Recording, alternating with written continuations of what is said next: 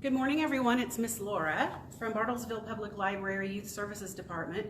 Our friend Miss Melissa will join us very soon. It's a special story time today. We're going to start with our hello song. Ready?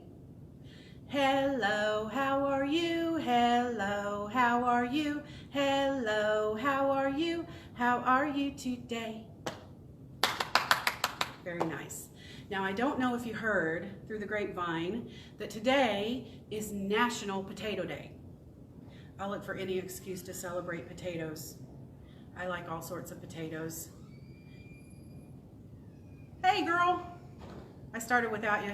Well, I couldn't get in. I had to go back and get my key. Oh, no. Okay. She's here. So today is National Potato Day, and you can come sit. We are celebrating potatoes this story time. So I got a lot of potato stories, and last week we put out there, I mentioned it on story time, and we put a Facebook post that we want you to get a potato and dress it up. So I'm going to show you some of the ones I got from you guys on our Facebook page, and I actually made a potato. Melissa made a potato. Hers is the coolest, honestly. And her son made a potato. So I am going to start and show you, we got 2 dressed up potatoes from you guys, from James Barlis, age 4, and Ava Barlis, age 6. James made a spaceship man rocket, and Ava made a Humpty Dumpty girl. Those are amazing. What do you think? You guys did a great job, James and Ava. Very, very nice. We love those. Okay. You want to show us one of yours? Show us both of them. We have the space alien potato that Eli, my son, who's 9, made. And then we have the Maleficent sweet potato that I made.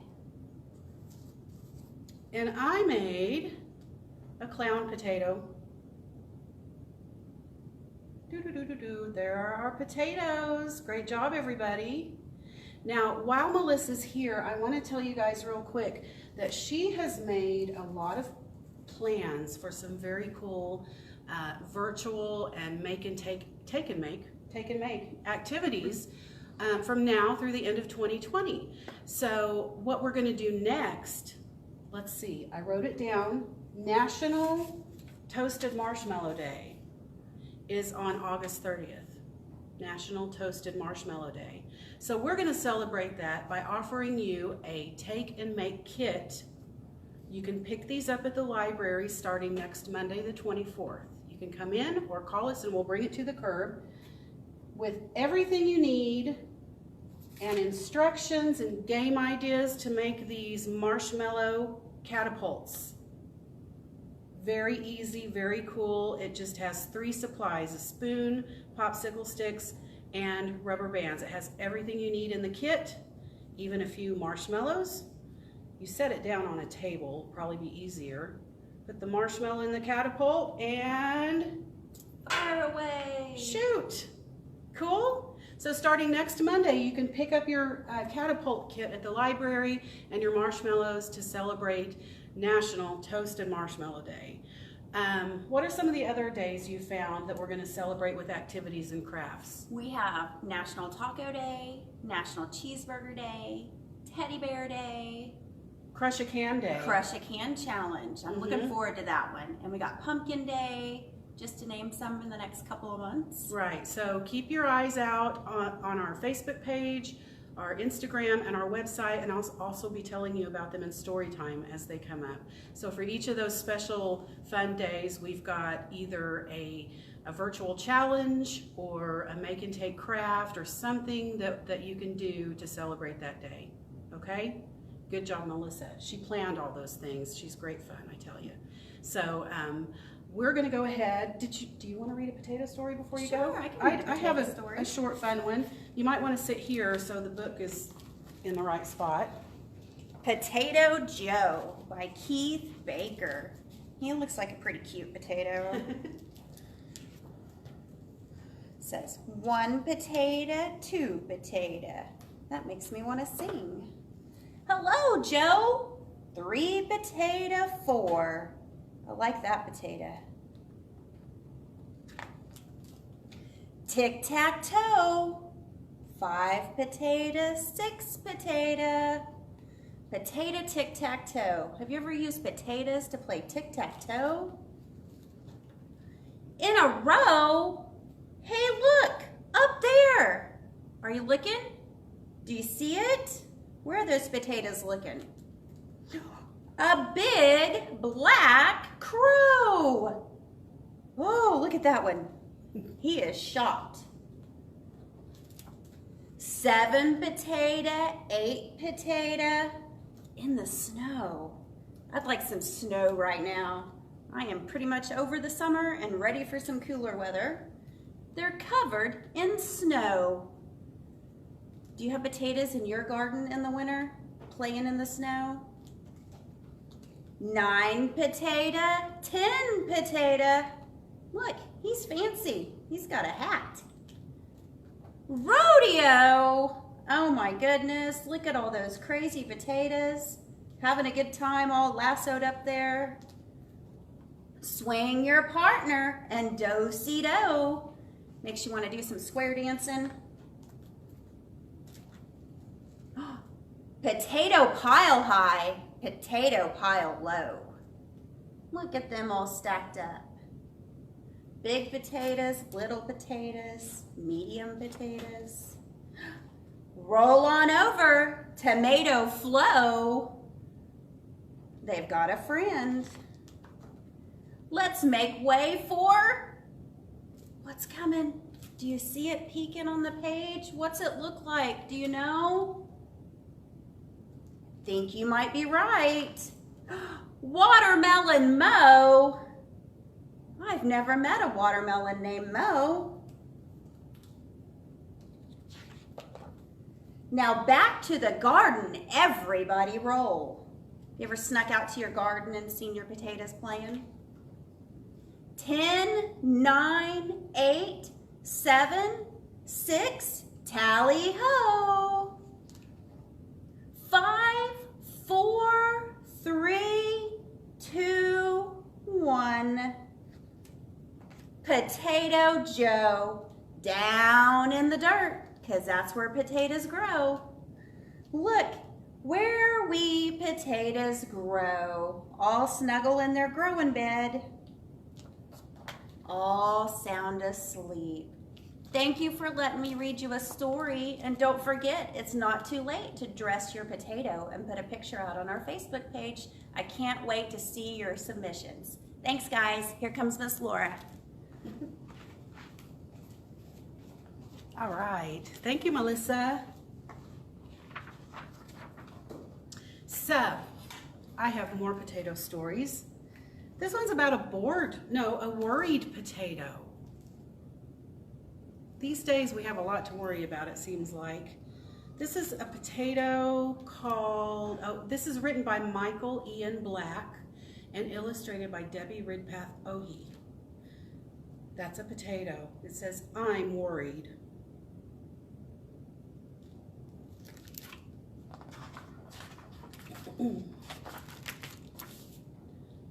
I'm worried, says potato.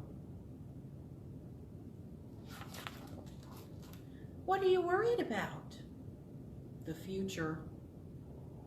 Why are you worried about the future? Asked the flamingo. Because what if something bad happens? Like what? Like anything.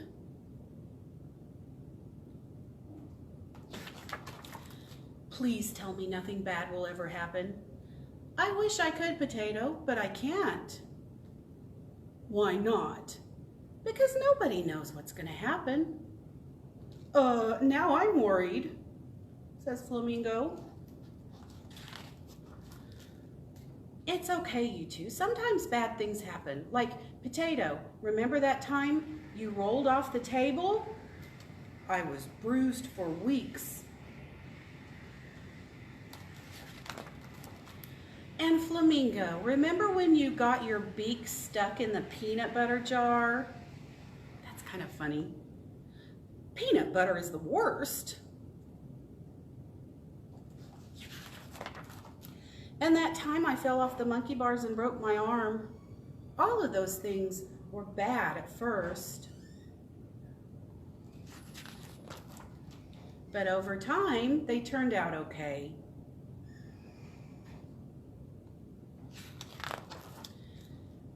I got a sticker at the doctor's office and it was scratch and sniff, said Potato. I put bologna on my sandwich and it was delicious, said Flamingo. You both doodled all over my cast and it looked awesome, said the little girl. I'm going to wrap myself in bubble wrap just in case. Yeah, that way nothing bad can ever happen again. Guys,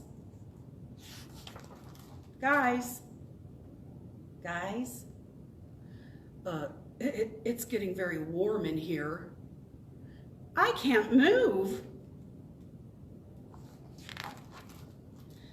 We were trapped in bubble wrap. Another bad thing happened. Worrying doesn't help. See, since we don't know what's going to happen in the future, maybe we should just enjoy now. Enjoy the now, said Flamingo. Am I doing it right? Yep. How about now, says Potato. You got it. Hey, Flamingo. Yeah. Boo. Potato's got the peanut butter to scare Flamingo. Enjoying the now is way better than worrying about the future. Yeah, but peanut butter is still the worst. That's the end of The Worried Potato. I'm worried. We also have another book with these characters called I'm Bored. Did you know, not only does Miss Laura love potatoes, and I'm sure Miss Melissa loves potatoes, and I bet most of you love potatoes, maybe? Pigs love potatoes. This book is by Annika Denise and Christopher Denise. Pigs love potatoes.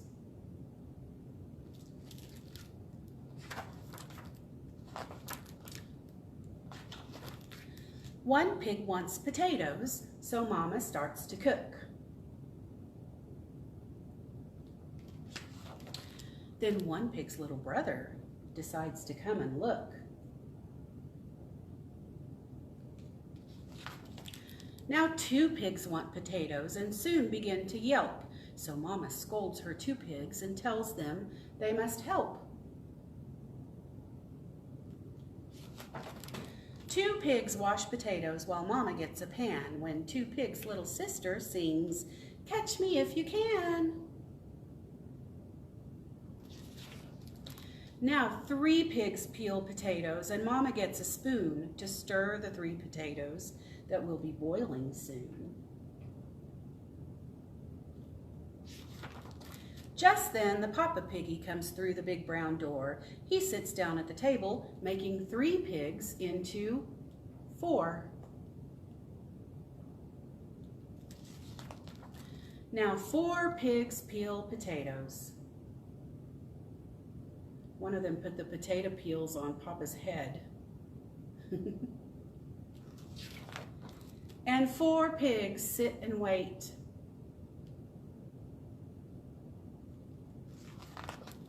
When 4 pigs' next door neighbor comes strolling through the gate.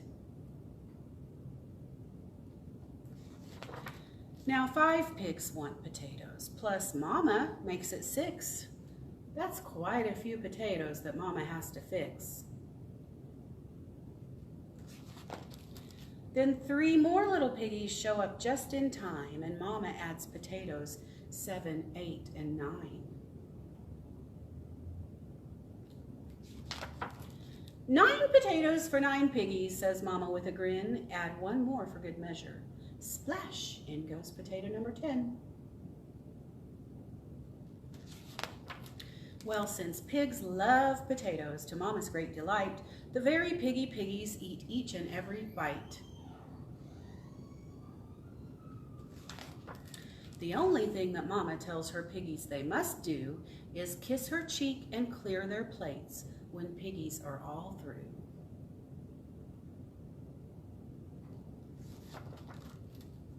The end. All right. I have one more potato story for today. This is kind of a longer story. It's really good. It's by Cynthia DeFelice and Andrea Uren, called One Potato, Two Potato. How does that rhyme go? 1 potato, 2 potato, 3 potato, 4, 5 potato, 6 potato, 7 potato more. 1 potato, 2 potato. This is about a magic pot.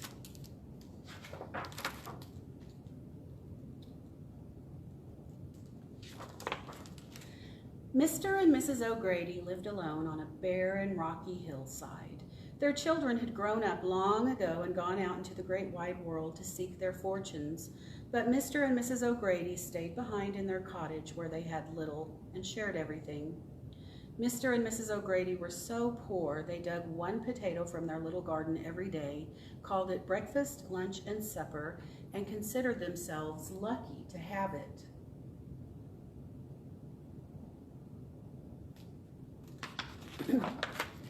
They were so skinny they could sit side by side on 1 chair to eat their meal. And it was a good thing too, because 1 chair was all they had.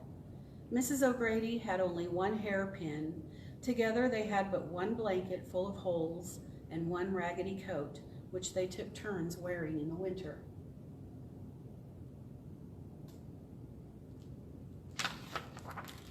They had just 1 candle, which they never burned.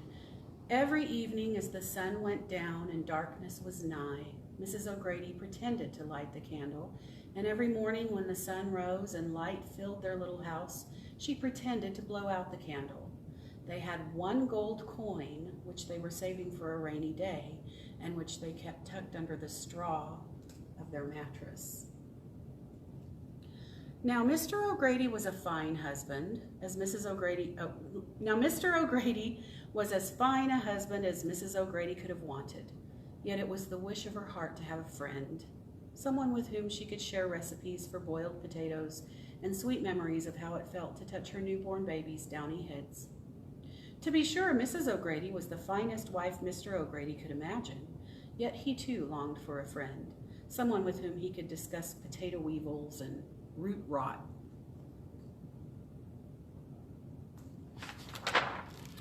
One day, Mr. O'Grady was out digging in the potato patch for their meal, as he did every day. To his dismay, he saw that he had come to the very last potato in the very last row of the garden. Hoping he had somehow missed one, he dug a bit deeper. Well, what was this? It was harder than a potato, bigger than a potato, blacker than a potato. Why, it was a pot. Mr. O'Grady was quite surprised that he had never come across it before in that tiny garden, and he wanted to show the curious object to his wife. Since he needed both hands to carry it, he put the last potato into the pot and started for home. "Mrs. O'Grady, come quickly," he called. Mrs. O'Grady rushed to the door. "What have you got there, husband?" "Well," said Mr. O'Grady, setting the pot on the floor, "it's a pot." "Aye, so it is," said Mrs. O'Grady, "but it's much too big for cooking." "So far it's come in handy for carrying our last potato home." "Our last potato!" exclaimed Mrs. O'Grady. "Saints have mercy! Whatever will we do?" She leaned over the pot to reach for the potato. As she did, her hairpin fell out of her hair and into the pot. She paid it little mind, though, for inside the pot were 2 potatoes. She held them up. "Husband," she scolded, "you oughtn't joke about such things." "But I wasn't joking," said Mr. O'Grady, befuddled by the sight of the second potato.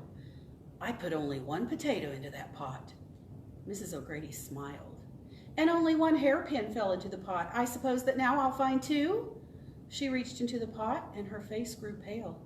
When she withdrew her hands, they held not 1, but 2 hairpins, exactly alike. "Husband, how can this be?" she whispered. Mr. O'Grady took one of the hairpins and threw it into the pot. Quickly, he reached back in and pulled out 2 hairpins. "Now I have 3 hairpins instead of 1, Mrs. O'Grady said. Happily, she began arranging her hair. Mr. O'Grady said, "Wife, think, surely this is a magic pot. If it made another potato and 2 more hairpins, what do you think would happen if we put in, he looked around the room, our candle?" Mrs. O'Grady ran to get the candle and tossed it into the pot. Sure enough, she pulled out 2 candles, so exactly alike that one couldn't tell the old from the new. Next, Mr. O'Grady put their coat into the pot. Out came another coat, as raggedy and torn as the first. Then in went the blanket, and out came 2 blankets with holes in the exact same places. Mrs. O'Grady hugged her husband. "We will both be warm this winter," she said.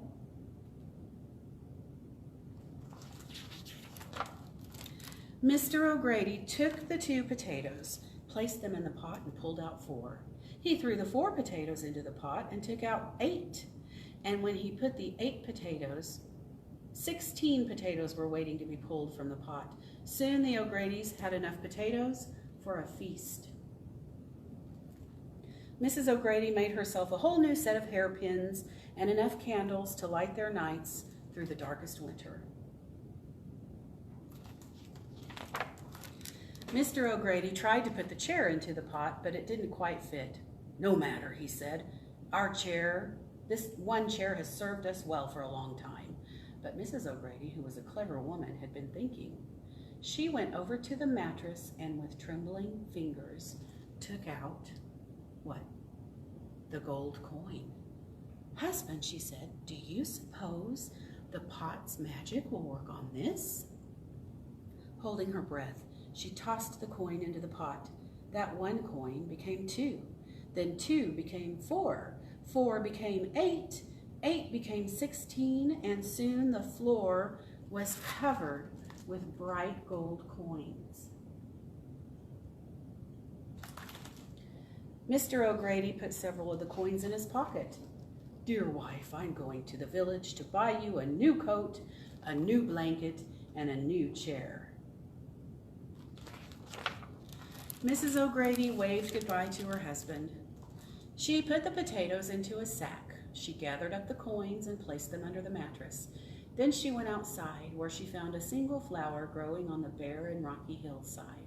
Soon she had a bouquet of flowers just like it. Tired out from all the excitement, Mrs. O'Grady wrapped herself in both blankets and took a nap. She was awakened by her husband's cheerful whistle as he came through the door, his arms filled with packages. Eager to see what he'd brought, Mrs. O'Grady ran to meet him. She tripped and fell.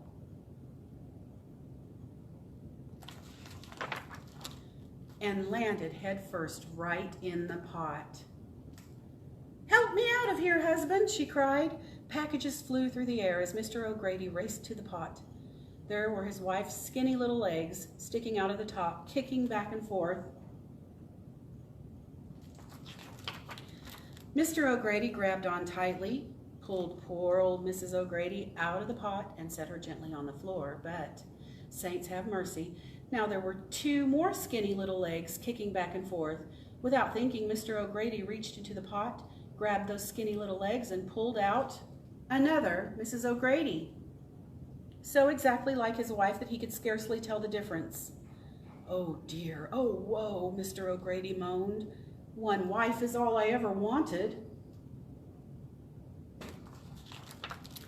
When the first Mrs. O'Grady had recovered from her surprise, she smiled and said, "There's only one thing to be done." Mr. O'Grady pointed to the second Mrs. O'Grady. "Throw her back in?" "Not at all," said the first Mrs. O'Grady. "You, husband, must jump into the pot yourself." "Jump into the pot? But then there will be 2 of me as well." "Quite so," said the first Mrs. O'Grady. "Then we will have a wife for each husband and a husband for each wife. And best of all," she added happily, "you will have a friend at last, and so will I." Mr. O'Grady thought for a moment. He took a deep breath and jumped headfirst into the pot. His worn leather boots stuck out of the top. Together, the two Mrs. O'Grady's grabbed onto the boots and pulled out Mr. O'Grady. Sure enough, now there were two more boots sticking out of the top of the pot. Both Mrs. O'Grady's grabbed onto those boots and pulled out another Mr. O'Grady, so like the first that they could scarcely tell the difference. The O'Gradys, all four of them, looked at one another. As they talked, they realized they had a great deal in common. Already they felt like the closest of friends. The first Mr. and Mrs. O'Grady agreed that the new Mr. and Mrs. O'Grady made a handsome couple indeed. Over a candlelight supper of 2 potatoes each, the Mrs. O'Gradys spoke happily of babies and booties, while the Mr. O'Gradys discussed potato weevils and root rot. Afterward, the first Mrs. O'Grady wrapped her arms around the pot and said, "Thank you." Then she said to the others, "Surely we have everything we could possibly want. Let us bury this wonderful pot for someone else to find." So they did. And from that day forward, all of the O'Gradys lived happily together. They were, they like to say, simply beside themselves with joy. The end. All right, that's the end of our National Potato Day story time. You can still dress a potato and take a photo, put it in the comments section of our Potato Day post on Facebook. And don't forget, starting next Monday, you can come and pick up your take and make kit to make marshmallow catapults. Okay? See you guys next week. Thank you so much.